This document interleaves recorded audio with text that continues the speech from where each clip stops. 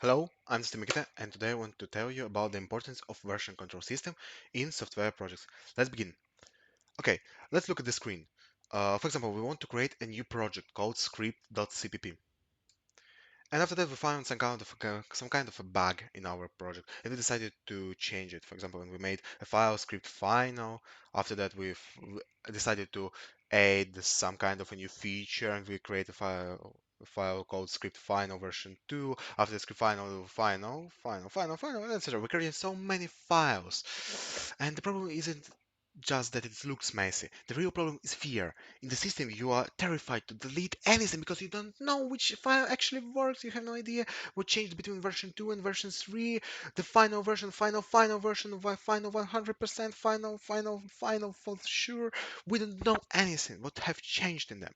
And if you accidentally overwrite the wrong file, days of work are gone forever. This is just gambling. Working the system just gambling. It's like going to casino without any chances to win. And you know, if you would lose all of your money. Okay, now let's look at the solution. If the previous slide was pretty chaotic, this is the order. This is ordered slide. This diagram shows exactly what a version control system is.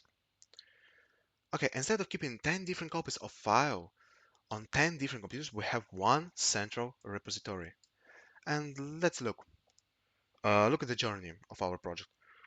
Firstly, our project.cpp was created by Bob, and he said that he created this project. After that, it was edited by David, and it was the second version of our code. And David said that he edited section 15, and after that was edited by Mary, and said that she deleted section 13.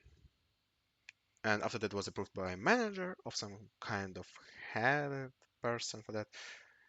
And the main idea of it that we know who touched the code, what they changed, and why they did it, and when they did it. Okay, slide 4. Let's look at this diagram. It illustrates the real superpower of version control. Parallel corroborating.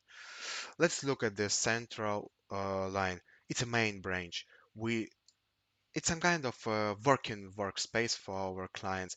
It the it's the version of our program that clients using. And if you want to make some kind of fixing a bug or adding a new feature, we create a new branch. For example, on the right side, we can see a new branch 1 where we created commit 4 and commit 5. And on the left side, we can see a new branch 2. For example, we fixed bug in commit 6. And after that, we are making merge. We are merging all these branches. That there would be the one main branch after that. Whew. We combine them. And it's the way how it would work for 5, the people would see in 500. It doesn't matter. It the way it helps us. Okay, now let's talk a little bit about the second key benefit, traceability and accountability without a version control system. Saving a file is a black box. You never know who touched it last or why. But look at the screenshot made by myself, yes. We can easily see what is traceability. Traceability is where we can definitely follow when our code was created, when we did some kind of a commit, when we changed something, who changed it, what they have changed, what is the name of this what that they have changed. For example, you can see here 0 commits, update, test commit, commitoid version, hello, hi. It's not very good names for commits. We will talk about it later. And we can see also details. Here is details of our commit. Here we can see when it was committed, who made it, and that's it.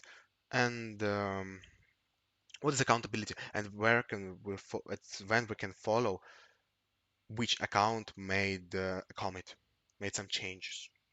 Okay, now let's look more precisely on this slide. The green lines shows the exactly what was added, the new code, and the red one, what was deleted or removed. This means we don't have to read 1000 lines of code to find a mistake. The system highlights the exact lines that change. This makes finding bugs and reviewing code incredibly fast and precise. Okay, now that we understand the theory, let's talk about the tools we actually use. In the modern software work, there really matters one thing, that we know how to work with Git. That's it. Okay, now let's talk a little bit what is this Git. It's an orange logo on the left that I circled. This is the engine. It is the software you install on your computer to track your files locally. It works even without the internet. Okay, and after that, we can see GitHub, GitLab, or Bitbucket. There are hosting platforms. Think of them as a social network for code. This is where you upload your Git history to share it with your team. So the main difference, Git is locally without internet on your computer, and this one online. It's in the cloud. And today, working with Git, it's not an optional skill. It's an proficiency. It's mandatory requirement for 99% of IT jobs worldwide. Whether you use GitHub or GitLab doesn't matter as much as long you know Git. Okay, now let's go to the lifecycle of code. Uh, we have three main steps in our lifecycle code: pull, push, commit. Okay, now let's look. We have our computer. We have online cloud database called Git. What we are doing? First, we are doing commit. We download the last changes from the cloud, the Git database. That is ensure that we are not working on the old version. After that, we are making some commit. For example, we change some code and we are making commits. We are saving our code and we're saving it locally, not in the cloud. So it changed only on our computer. And if we want to make this change for everybody, we use push. That's it. Um, Push just push our code to the cloud, and that's it. So pull, commit, push, three main steps. Okay, now that we understand how Git works, let's talk more about advices. Okay, the first, I think the most important advice is you have to commit often. Save small logical files, but save it often. Once per hour is very good. One, two times per hour is perfect. Do it as much as you can. Why? Because you would rather lose 1 hour of your work than lose 1 week of your work. That's it. Okay, write meaningful messages. Context is key. Please avoid vague messages like fix stuff or update. Instead, write what you changed and why. For example, fixed login timeout bag. In 6 months, you will forget why you wrote that code, and the clear message will save you. Never push to master. Whew. I would say only one thing. Pushing to master, it's like doing a surgery without your hands washed. It's too risky. If you do something wrong, and you will do something wrong, you will fail everything. You will ruin absolutely everything. Okay, now ignore files or embrace code reviews. Before you merge your branch, ask a teammate to read your code. This isn't about criticism. It is the most effective way to catch bugs and early and share knowledge within the team. Whew. To wrap up, remember that version control is much more than just a backup tool. This is the backbone of modern software engineering. It transforms chaos into order, allows us to innovate within the fear of breaking seams, and it turns individual coders into a cohesive team.